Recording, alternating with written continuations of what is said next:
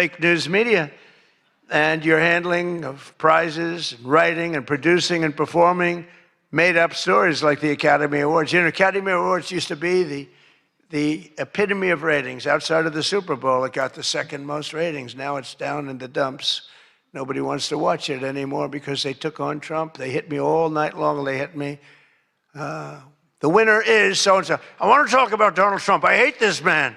Nobody wants to hear this stuff. Right, Peter? Nobody wants to hear it. You ever see the ratings? They used to have 48 million people. Now they have 2 people watching. But they'll learn their lesson.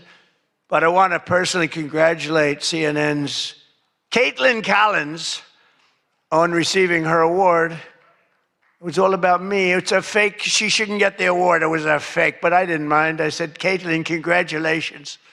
But it was fake. There's no question about it. But she's a young, attractive woman. She never smiles. I said, Caitlin, do you have a smile? Smile. You have a nice position. You're at CNN Fake News. You should be a happy person. So smile, Caitlin. Just smile. But mostly I've given up on you and the media so that now I just gave up on you, and I'm #1 on TikTok. Did you see that I'm #1, Stephen? Is that true? I'm #1 on TikTok. So how could they be so bad? 525, think of this, 425 billion views. Can you believe that, Peter? I mean, let's go, Peter. I gave up on you people. I gave up on traditional press. And it obviously worked because we did win in a landslide. I mean, somebody's got to be saying something good about me. But TikTok, good old TikTok, and I was able to get it sold to a group of very wealthy people, mostly Americans. I was told President Xi, who's a man that I get along with very well, he was a hard no for the sale of TikTok. They all said he's a hard no. I said, well, let's put your group together. They put it together, billions, hundreds of billions of dollars. I called up President Xi. I said, President, look, these are American people. They're wonderful people. In fact, one of them happens to own CBS, actually. I mentioned his name. I said, these are wonderful people, and it'll be a good thing. Does it mean anything, President? It's nothing. It's nothing. They love your country. We'd love to see you approve the deal. And he goes, all right. That was it. It was done. And we sold TikTok. And he's a friend of mine. And he's not contributing to problems like other people contribute to problems. So we get along. But we made the deal. But #1 on TikTok is Trump. And that's probably why we won. But for all of the trouble that you give me a lot of trouble, a lot of heartache. I hope all of you know that I believe in the free press more than anyone in this room does. Maybe not quite. But that's why I'm proud to be the most open and transparent president in history. They called me that.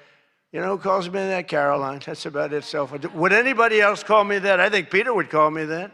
Am I the most transparent? Biden never used to answer your questions. He'd ask Biden 20 questions. He'd never get an answer. Who's the most transparent president, Peter? Who? I look at him. It's the first time he's tongue-tied. I cannot believe it. Oh, he's not going to be happy tomorrow. But you people have no idea how lucky you are. When I'm gone, you're all going to be broke. Your business model is going to be finished. No, it's true. When I'm not around, you're going to be broke. There's not going to be anybody to report on. Nobody gives a damn about anybody else. The New York Times the other day had 5 stories about me. You know, before I got into politics, in my whole life, I had 7 front-page stories. This is years of success. I think 6 were good, 1 was bad. I had 5 stories, 7, 5 good. Yeah, I had a total of 7 stories on the front page of the New York Times. That's not bad. Now I average about 3 or 4 a day. All different topics, all bad, everything bad. But here we are. I mean, here we are. In fact, when I'm finished, I'm going right back to the Oval Office. So I have to be doing okay. But we are all doing good together. That's why tonight, to show just how much I care about the press, and I want to save your ratings, I'm pleased to announce my intention to, and this is somewhat of a scoop, my intention to run for a 4th term as President of the United States. I will be doing that. I will be having an official, in fact, I think I have, I won 3 times. Now I'm going to do it again. Thank you. I'm going to do it. Should be easy. I'm getting very good at running for president. No, I won 3 times, did very well the second time, by the way. It's a rigged election, but we don't have to talk about it. You know, it's interesting, when you come back and you do a good job like we did, you don't care about it so much, but we do have to tighten up these elections because they really are in seriously bad shape. But on a serious note, I want to say once again, I just want to thank you all. It's been an interesting evening. I didn't really know what to expect, and it's far worse than I actually thought, but if you want to know that. But I didn't know exactly what to expect, and I've made a lot of friends tonight. I've made a lot of good friends tonight, probably made some enemies also, but it's been an experience that is something that we've all shared together, because we're all in this room tonight because most of us went through a period of trauma from just a short while ago. And you know, some people said they wanted to come, but they were afraid to come, and you people weren't afraid to come. There were a lot of people that said, Jackie, they don't really, you know, they didn't have the courage to come. And we don't want that to happen. And I'm sure it's not going to happen. We're going to do things. Again, I want to thank our law enforcement, keeps us safe. All law enforcement. We have the greatest people on earth. You know, we had, 2 years ago, we had the worst record of recruitment in, as an example, the military, Army, Navy, Air Force, Marines, the Coast Guard, Space Force. I love Space Force. Look at all that shooting we're able to do from space. That was my baby. But all of the branches of, you couldn't get people to join. This was 2 years ago. And last week, you probably saw, some of you wrote the story, we have the single best recruiting of people into our armed forces than we have ever had in the history of our country. They are brimming over with great people. And that's a big statement. And that also goes for the police departments, where they were having a tremendous problem recruiting. You can't get into a police department now. If you're looking for a job, it's very tough. And that also includes our great fire departments, because people forget about them. They're unbelievable, the job they do. So I just want to thank you. Look, we're on the cusp of something big, and I call it, and this, I'm being very serious when I say this, that this is the golden age of America. We have $19.2 trillion being spent in our country. A record was China. I think it was 10 years ago, 3 trillion. Trillion is a lot. 4 years, they went less than 1 trillion under Biden. And we have 19.2 trillion. And this is a period of actually 13 months, not even current, because we're here a little bit longer than that.